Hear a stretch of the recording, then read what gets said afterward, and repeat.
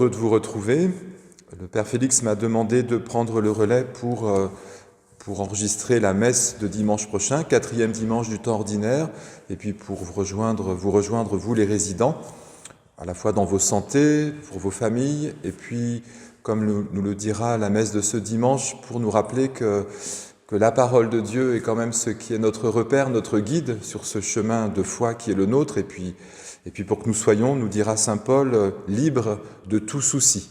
Alors c'est cela que nous voulons partager ensemble, et puis que Dieu nous donne cette paix. Alors vous ne pouvez toujours pas communier à la maison de retraite, alors on espère que les choses évolueront rapidement avec les bienveillances sanitaires, vaccins et autres, mais tout de même, je crois que la parole est quand même ce repère qui nous permet, puis nous communions à la parole, alors en l'écoutant, en la mangeant.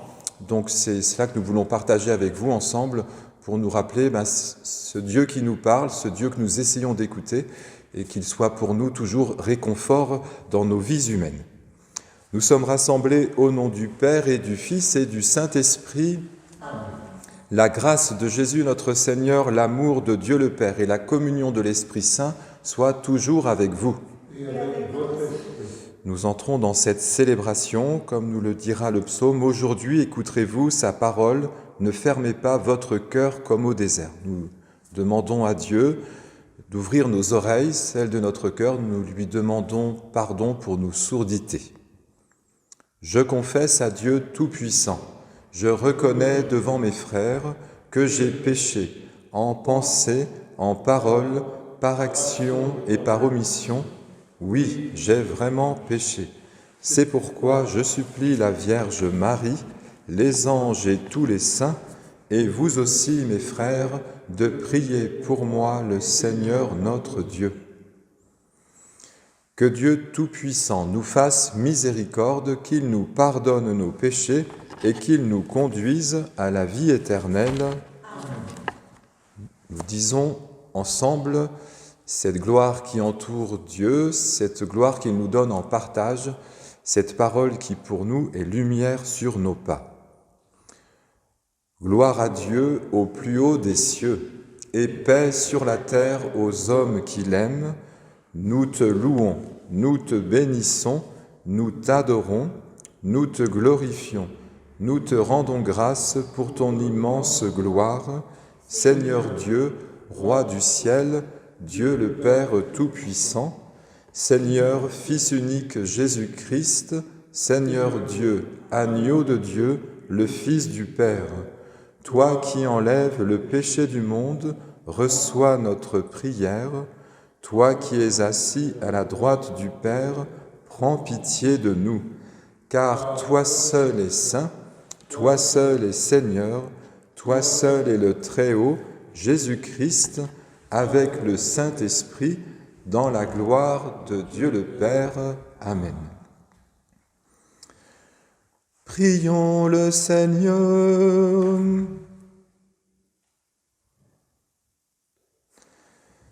Accorde-nous, Seigneur, de pouvoir t'adorer sans partage et d'avoir pour tout homme une vraie charité. Nous te le demandons, par Jésus-Christ, ton Fils, notre Seigneur et notre Dieu, qui vit et règne avec toi et le Saint-Esprit, maintenant et pour les siècles des siècles. Amen. Lecture du livre du Deutéronome. Moïse disait au peuple, « Au milieu de vous, parmi vos frères, le Seigneur votre Dieu fera se lever un prophète comme moi, et vous l'écouterez. C'est bien ce que vous avez demandé au Seigneur votre Dieu au mont Horeb, le jour de l'assemblée, quand vous disiez « Je ne veux plus entendre la voix du Seigneur mon Dieu, je ne veux plus voir cette grande flamme, je ne veux pas mourir. » Et le Seigneur me dit alors, « Ils ont bien fait de dire cela. Je ferai se lever au milieu de leurs frères un prophète comme toi. Je mettrai dans sa bouche mes paroles, et il leur dira tout ce que je lui prescrirai. Si quelqu'un n'écoute pas les paroles que ce prophète prononcera en mon nom, moi-même je lui en demanderai compte. Mais un prophète qui aurait la présomption de dire en mon nom une parole que je ne lui aurais pas prescrite, ou qui parlerait au nom d'autres dieux, ce prophète-là mourra. Parole du Seigneur. Nous rendons grâce à Dieu. Aujourd'hui, ne fermez pas votre cœur, mais écoutez la voix du Seigneur. Venez, crions de joie pour le Seigneur, acclamons notre rocher, notre salut.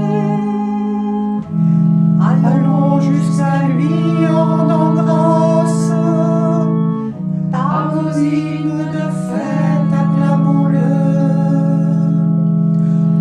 Aujourd'hui,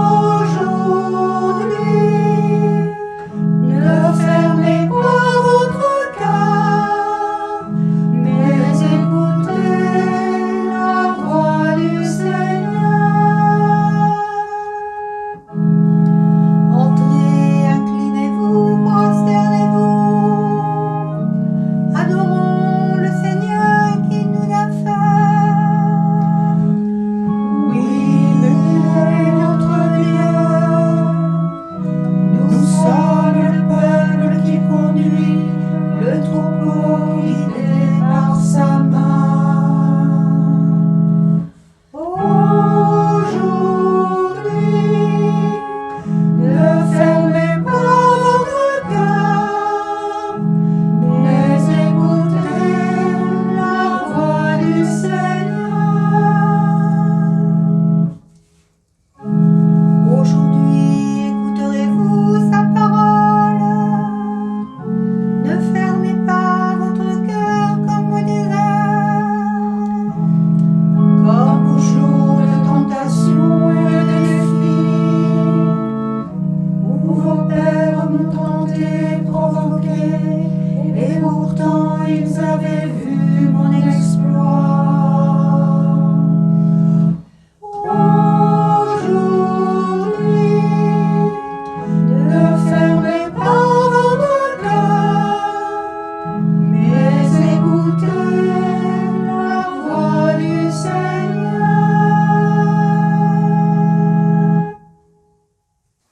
Lecture de la première lettre de saint Paul apôtre aux Corinthiens.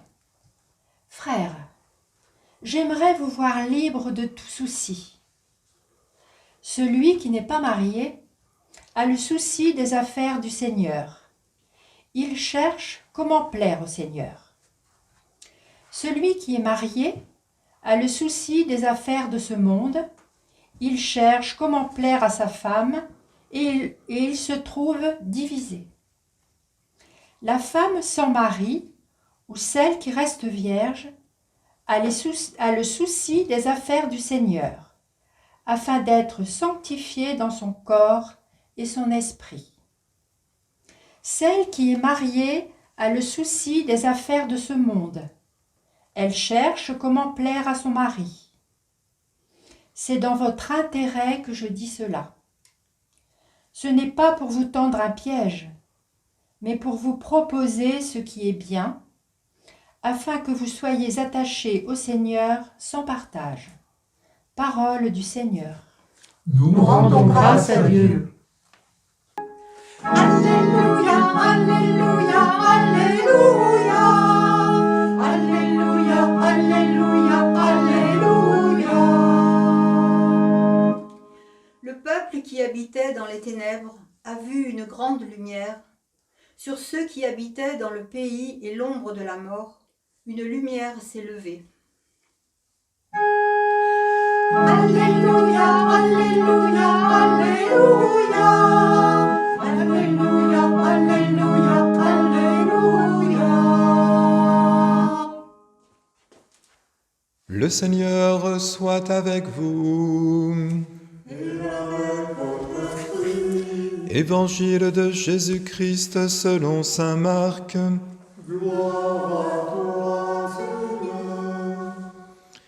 Jésus et ses disciples entrèrent à Capharnaüm.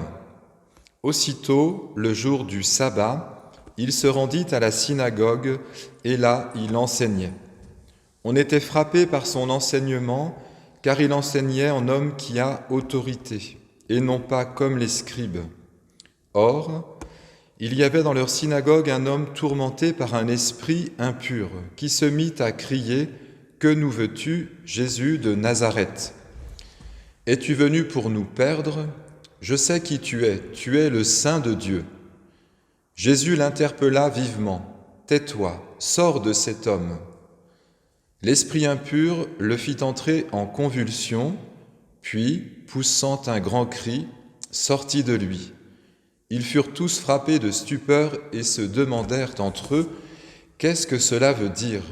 Voilà un enseignement nouveau, donné avec autorité. Il commande même aux esprits impurs et ils lui obéissent. » Sa renommée se répandit aussitôt, partout, dans toute la région de la Galilée.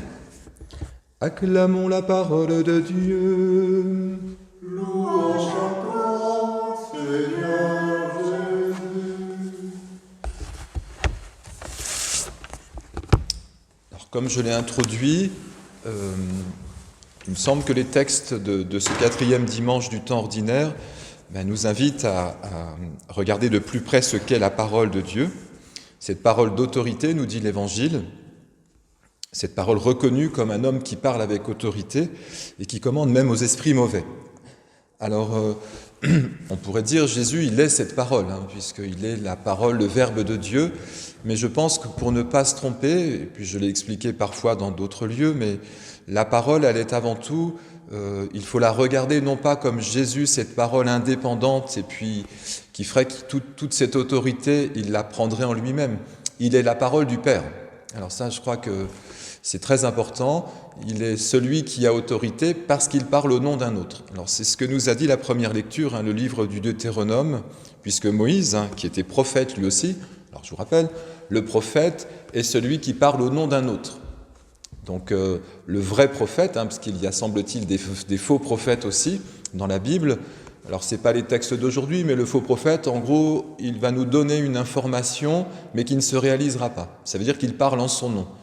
Donc c'est une forme d'idolâtrie de soi, et puis on verra que dans le texte, finalement, ça peut nous rejoindre aussi dans notre manière de vivre, mais le prophète, le vrai, celui que Dieu envoie, celui qui écoute la parole de Dieu, ne va faire que retransmettre ce qu'il a entendu. Alors Jésus, il est bien sûr cette parole, le Verbe incarné, mais justement parce qu'il est la parole du Père.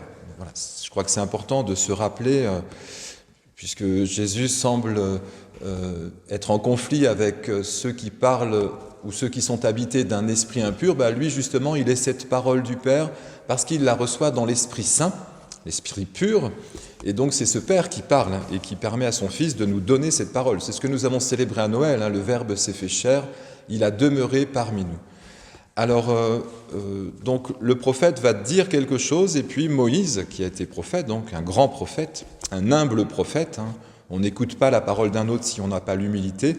L'homme le plus humble que la terre ait porté, nous dit-on de Moïse, il est celui qui dit au peuple d'Israël, il le dit à ses coreligionnaires, « Au milieu de vous se lèvera un prophète comme moi, et vous l'écouterez. » Alors évidemment, nous savons que ce grand prophète qui s'est levé parmi nous, c'est Jésus. Alors pour les raisons que je viens d'expliquer juste avant. Et alors, la difficulté, donc, ça va être... comme le dit à nouveau Moïse, il explique que si quelqu'un parle au nom d'autres dieux, ce prophète-là mourra. Donc ça va être, si vous voulez, tous ceux qui vont donner une parole, qui n'a plus le statut de parole, on appelle ça le langage, on pourrait dire le langage maternel, à savoir finalement, ce qui nous permet d'exprimer quelque chose à l'extérieur n'a pas été auparavant inspiré à l'intérieur. Ce qui nous ramène à quelque chose qui est très important, puis je pense que comme résident, vous êtes particulièrement concerné parce que peut-être vous avez du temps aussi pour écouter cette parole. Alors je ne sais pas quel accès vous avez avec les textes de la Bible ou les textes du dimanche, mais je pense que quelques-uns d'entre vous ont un prion en église, puis après ces choses-là peuvent être demandées. On peut vous proposer, vous donner, ne serait-ce qu'une Bible ou un Nouveau Testament. Voilà, je pense que c'est important. Alors, cette parole va nous permettre justement, pour que nous puissions ne pas être faux prophètes, pour que nous ne parlions pas en notre nom propre, donc que nous ne soyons pas dans une forme de possession, on pourrait dire, il va falloir prier. Je crois que ça, c'est nous sommes tous baptisés. Vous qui écoutez cette messe, vous avez reçu ce sacrement du baptême, vous avez été initiés. Cette parole a été inscrite à l'intérieur de vous, dans un sacrement. Alors, je crois qu'on ne peut pas avoir une parole positive avec ceux avec qui nous partageons notre vie, à la maison de retraite, voilà, avec nos familles aussi, lorsqu'elles nous rencontrent. Je suppose que quelques visites sont possibles, je l'espère. Et puis simplement le personnel de cette maison, pour que nous puissions avoir une parole positive, une parole bienveillante, une parole de vie, il faut prier.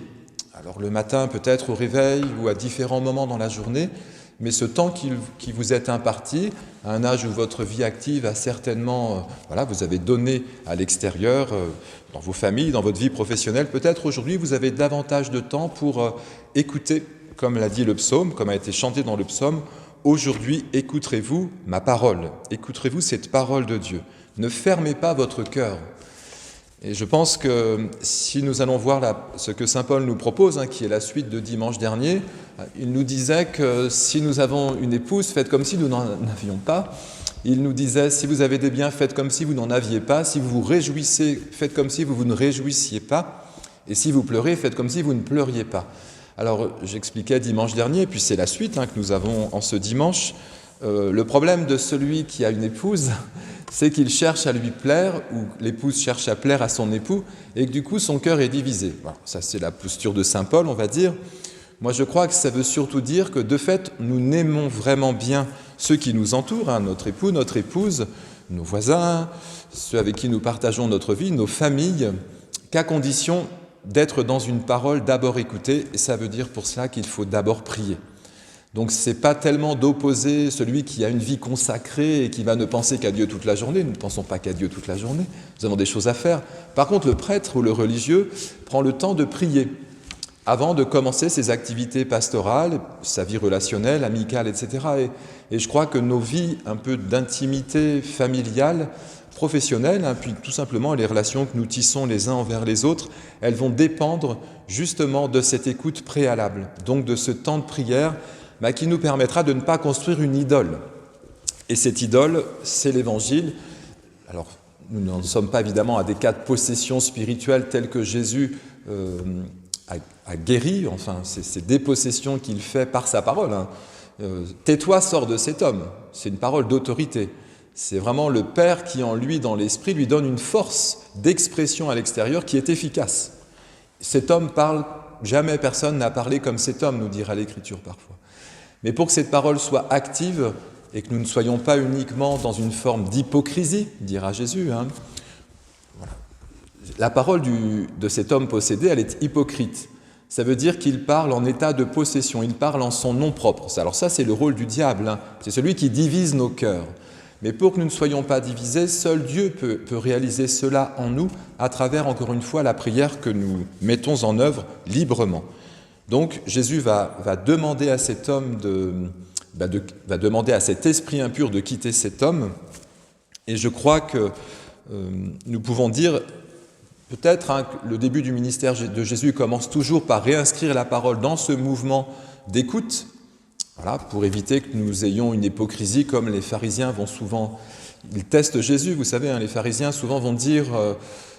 la parole est toujours introduite en disant ils vont le tester, ils vont vérifier ses dires et pour cela ils vont lui tendre des pièges. Alors ça c'est parfaitement l'hypocrisie ou parfaitement l'idolâtrie, c'est-à-dire je parle en mon nom et donc je suis faux prophète. Voilà. Donc, mais Jésus sent ces choses-là parce que lui il est la parole, il est dans ce mouvement reçu du Père. Donc nous avons aussi, je crois, à vérifier. Bon, sûrement nous aurons quelques paroles, pas toujours bien intentionné parfois, mais quand même, à l'aune, au prisme, au filtre de notre prière, nous pourrons ajuster peu à peu notre parole à celle que Dieu veut exprimer à travers nous, comme un prophète.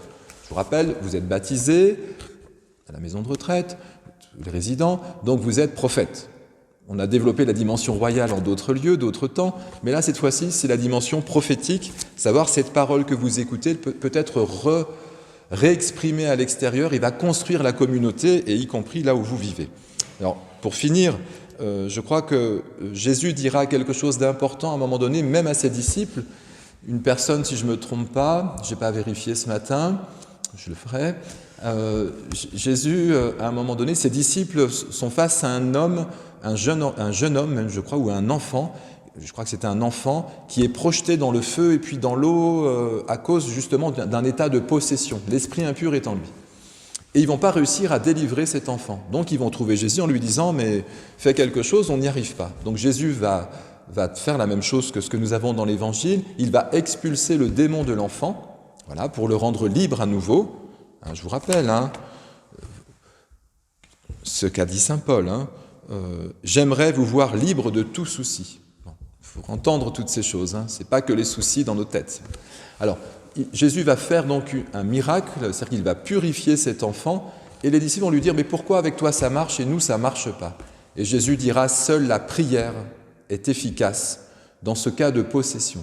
Je crois que ça dit le médicament, la médication qui va nous aider pour affronter, alors on va conclure de cette manière-là, pour affronter nos difficultés. Je rappelle, frères, j'aimerais vous voir libre de tout souci.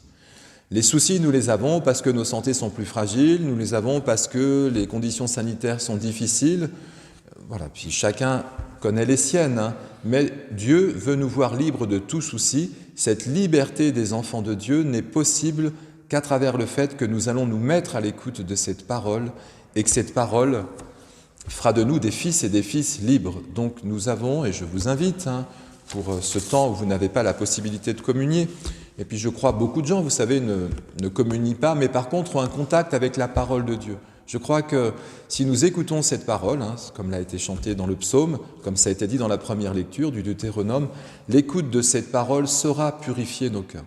Et nos cœurs purifiés nous permettront d'être libres, d'être dépossédés de nos projections, de nos peurs, de nos craintes, de nos difficultés dans la vie. Et si Dieu veut bien nous donner quelque chose, c'est son esprit de paix. Jésus a incarné cela, il a incarné cette parole, et puis c'est toute cette dimension de joie, de paix, dont l'Esprit seul peut être porteur en nous. Mais voilà, à nous encore une fois d'être ouverts et en capacité de recevoir, d'écouter ce que Dieu souhaite nous donner. Et alors nous serons de vrais prophètes, nous serons de vrais témoins, nous serons vraiment libres et disciples du Christ, et nous verrons que peut-être notre parole aura aussi une vraie autorité. Alors pour terminer, on peut dire que l'auteur est toujours l'artiste, celui qui est libre, vivant en ce monde, est toujours celui qui est inspiré. Voilà, alors soyons aussi des personnes d'autorité, non pas d'autoritarisme, d'autorité dans le sens, cette parole est efficace parce que c'est le Père qui me l'a dite. Amen. Ensemble, proclamons notre foi. Je crois en Dieu, le Père Tout-Puissant, Créateur du ciel et de la terre, et en Jésus-Christ, son Fils unique, notre Seigneur, qui a été conçu du Saint-Esprit, est né de la Vierge Marie, a souffert sous Ponce Pilate, a été crucifié, est mort, a été enseveli, est descendu aux enfers. Le troisième jour est ressuscité des morts, est monté aux cieux, est assis à la droite de Dieu, le Père Tout-Puissant, d'où il viendra juger les vivants et les morts. Je crois en l'Esprit Saint, à la Sainte Église catholique, à la communion des saints, à la rémission des péchés, à la résurrection de la chair, à la vie éternelle. Amen. Sûrs de notre salut en Jésus-Christ, donnons à notre prière une intention, une dimension universelle, qu'elle soit le signe vivant de la fraternité à laquelle nous sommes tous appelés. Notre Père et notre Dieu, nous te prions. Des prophètes aujourd'hui nous alertent sur les inégalités sociales. Pour que leurs paroles réveillent chez nos dirigeants un plus grand désir de justice. Par Jésus, Verbe de vie, supplions notre Dieu. Notre Père et notre Dieu, nous te prions. Le Seigneur nous appelle à vivre en pleine fraternité avec nos frères et sœurs d'autres religions, pour que nous vivions cette ouverture avec joie, avec le pape François. Supplions notre Dieu. Notre Père et notre Dieu, nous te prions. La lèpre est un fléau toujours actuel en bien des pays, pour les malades et tous ceux qui luttent contre la maladie et la souffrance.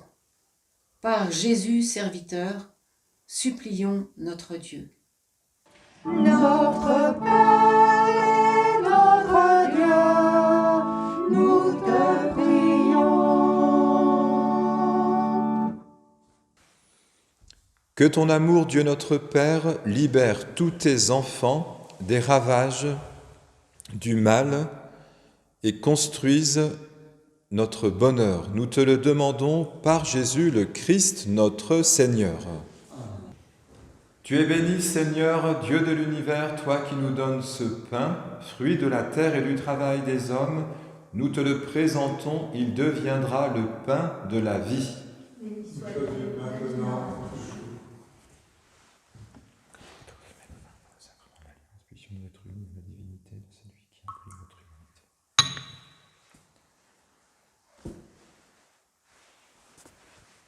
Tu es béni, Seigneur, Dieu de l'univers, toi qui nous donnes ce vin, fruit de la vigne et du travail des hommes, nous te le présentons, il deviendra le vin du royaume éternel. Béni sois-tu maintenant et toujours. Humbles et pauvres, nous te supplions, Seigneur, que notre sacrifice en ce jour trouve grâce devant toi. Lave-moi de mes fautes, Seigneur, purifie-moi de mon péché.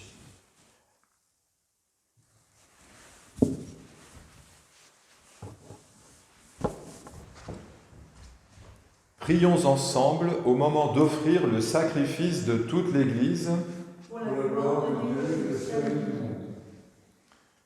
Pour te servir, Seigneur, nous déposons nos offrandes sur ton autel. Accueille-les avec indulgence pour qu'elles deviennent le sacrement de notre salut par Jésus le Christ, notre Seigneur. Amen.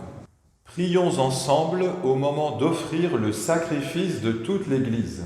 Pour la gloire de Dieu et le salut du monde. Pour te servir, Seigneur, nous déposons nos offrandes sur ton autel. Accueille-les avec indulgence pour qu'elles deviennent le sacrement de notre salut par Jésus le Christ, notre Seigneur. Amen. Le Seigneur soit avec vous. Et avec votre esprit, Élevons notre cœur. nous le tournons vers le Seigneur. Rendons grâce au Seigneur notre Dieu. Cela est juste et bon. Vraiment, il est juste et bon de te rendre gloire, de t'offrir notre action de grâce toujours et en tout lieu, à toi, Père très saint, Dieu éternel et tout-puissant. Tu n'as pas besoin de notre louange, et pourtant c'est toi qui nous inspire de te rendre grâce. Nos chants n'ajoutent rien à ce que tu es, mais ils nous rapprochent de toi par le Christ notre Seigneur. C'est par lui que la terre et le ciel, avec les anges et les archanges, ne cessent de t'acclamer en disant « Saint, Saint, Saint, le Seigneur, Dieu de l'univers, le ciel et la terre sont remplis de ta gloire. Hosanna au plus haut des cieux. Béni soit celui qui vient au nom du Seigneur. Hosanna au plus haut des cieux. » Toi qui es vraiment saint, toi qui es la source de toute sainteté, nous voici rassemblés devant toi, et dans la communion de toute l'Église, en ce premier jour de la semaine, nous célébrons le jour où le Christ est ressuscité d'entre les morts. Par lui, que tu as élevé à ta droite, Dieu notre Père, nous te prions. Sanctifie ces offrandes en répandant sur elles ton esprit, qu'elles deviennent pour nous le corps et le sang de Jésus le Christ, notre Seigneur. Au moment d'être livré et d'entrer librement dans sa passion, il prit le pain, il rendit grâce, il le rompit et le donna à ses disciples en disant : « Prenez et mangez-en tous, ceci est mon corps livré pour vous. »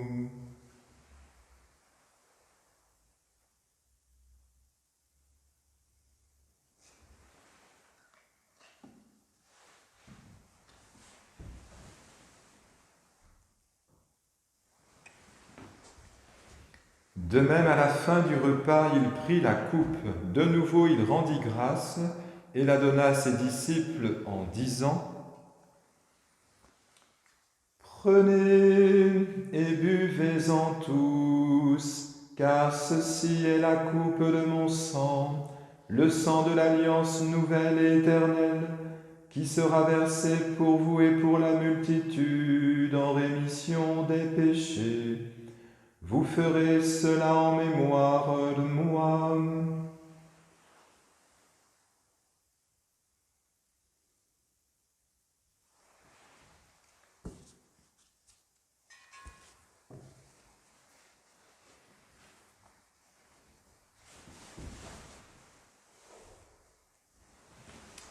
Proclamons le mystère de la foi. Gloire à toi qui étais mort, gloire à toi qui es vivant, notre Sauveur et notre Dieu. Viens, Seigneur Jésus. Faisant ici mémoire de la mort et de la résurrection de ton Fils, nous t'offrons, Seigneur, le pain de la vie et la coupe du salut, et nous te rendons grâce car tu nous as choisis pour servir en ta présence. Humblement, nous te demandons qu'en ayant part au corps et au sang du Christ, nous soyons rassemblés par l'Esprit Saint en un seul corps. Souviens-toi, Seigneur, de ton Église répandue à travers le monde, fais-la grandir dans ta charité avec le pape François, notre évêque Xavier, et tous ceux qui ont la charge de ton peuple. Souviens-toi aussi de nos frères qui se sont endormis dans l'espérance de la résurrection. Te confions Francine Roux, qui vient de nous quitter, et souviens-toi de tous les hommes qui ont quitté cette vie. Reçois-les dans ta lumière auprès de toi. Sur nous tous, enfin, sur les membres de nos familles, les membres de nos communautés, pour les résidents de la maison de retraite, pour les malades de nos familles et de nos communautés, nous implorons ta bonté. Permets qu'avec la Vierge Marie, la bienheureuse Mère de Dieu, avec Saint Joseph, son époux, avec les apôtres et les saints de tous les temps, qui ont vécu dans ton amitié, nous ayons part à la vie éternelle et que nous chantions ta louange par Jésus-Christ, ton Fils bien-aimé. Par lui, avec lui et en lui, à toi, Dieu le Père Tout-Puissant, dans l'unité du Saint-Esprit, tout honneur et toute gloire pour les siècles des siècles. Amen. Comme nous l'avons appris du Sauveur, et selon son commandement, nous qui écoutons sa parole, nous osons dire : Notre Père, qui es aux cieux, que ton nom soit sanctifié, que ton règne vienne, que ta volonté soit faite sur la terre comme au ciel. Donne-nous aujourd'hui notre pain de ce jour. Pardonne-nous nos offenses, comme nous pardonnons aussi à ceux qui nous ont offensés, et ne nous laisse pas entrer en tentation, mais délivre-nous du mal. Délivre-nous de tout mal, Seigneur, et donne la paix à notre temps. Par ta miséricorde, libère-nous du péché, rassure-nous devant les épreuves, en cette vue où nous espérons le bonheur que tu promets et l'avènement de Jésus-Christ, notre Sauveur. Car c'est à toi qu'appartiennent le règne, la puissance et la gloire, pour les siècles des siècles. Seigneur Jésus-Christ, tu as dit à tes apôtres, « Je vous laisse la paix, je vous donne ma paix ». Ne regarde pas nos péchés, mais la foi de ton Église. Pour que ta volonté s'accomplisse, donne-lui toujours cette paix et conduis-la vers l'unité parfaite, toi qui règnes pour les siècles des siècles. Amen. Que la paix du Seigneur soit toujours avec vous. Et avec votre esprit. Frères et sœurs, que la paix de l'Esprit Saint, cette paix réside dans vos cœurs et dans votre lieu de vie. Amen.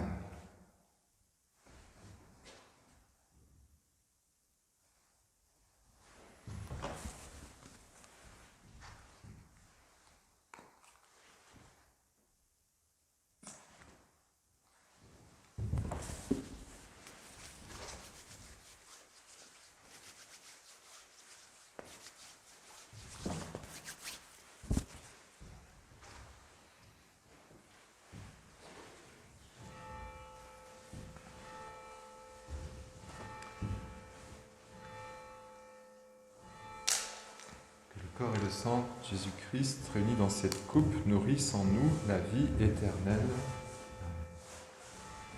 Agneau de Dieu, qui enlève le péché du monde, prends pitié de nous. Agneau de Dieu, qui enlève le péché du monde, prends pitié de nous. Agneau de Dieu, qui enlève le péché du monde, donne-nous.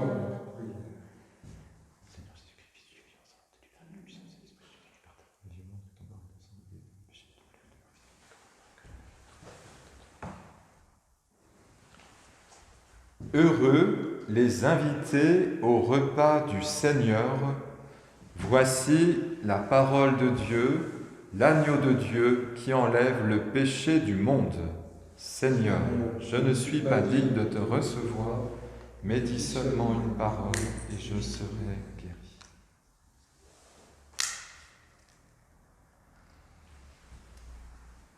Que le corps et le sang du Christ nous gardent pour la vie éternelle.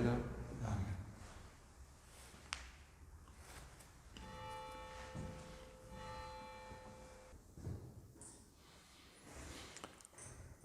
Ensemble, prions le Seigneur.